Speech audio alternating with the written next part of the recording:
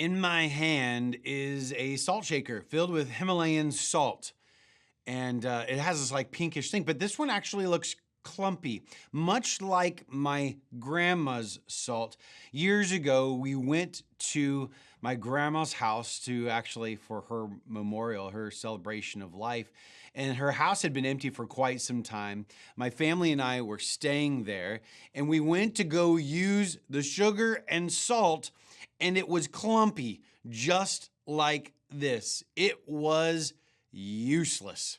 Well, my name is Trent Jenkins. Welcome to the Daily Dose today as we continue in this saltiness factor on the Daily Dose. And we're going to be looking at Matthew 5:13. And it says this: "You are the salt of the earth, but if the salt loses its saltiness, how can it be made salty again? It is no longer good for anything except to be thrown out and trampled by men." This whole idea, we look a lot of times at salt and what it brings to us. It brings a flavor. It's used for a preservative, especially in ancient days.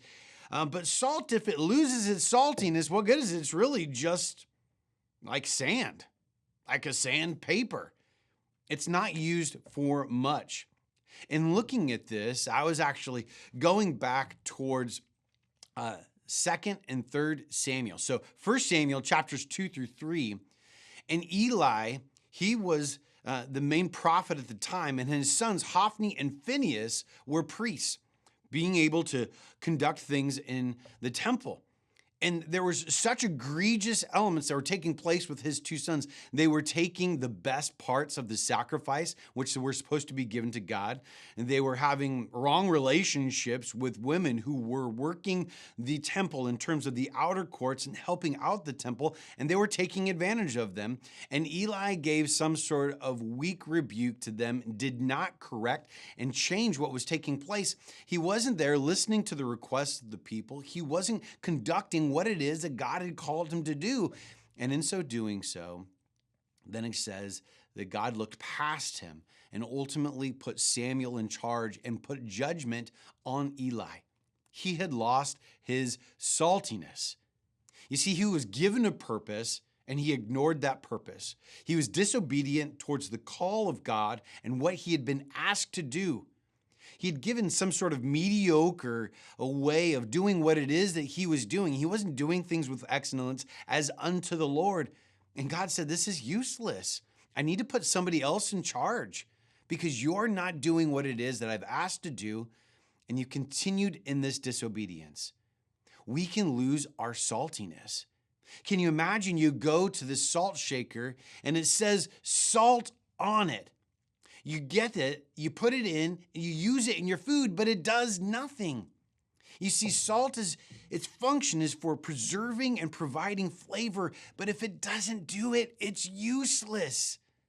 You see, a lot of times we as Christians have a label as Christian. People come to us in this box and they have a certain level of expectation to be able to get out of us as Christians. They're hoping to be able to see a certain amount of love and forgiveness, respect, honor, sound judgment, wisdom, that they can experience the fruits of the Spirit in us. And if they don't, then how can we really call ourselves Christians? We're like this salt that loses its saltiness. And Jesus says, what good is it? Throw it out and let it be trampled by men. We have a higher calling as Christians. Salt loses its saltiness because of exposure to humidity or mixture with other minerals. We have to protect our lives in such a way that we don't lose the saltiness, the joy of God's salvation that he's put in us, that we can end up giving it to the rest of the world.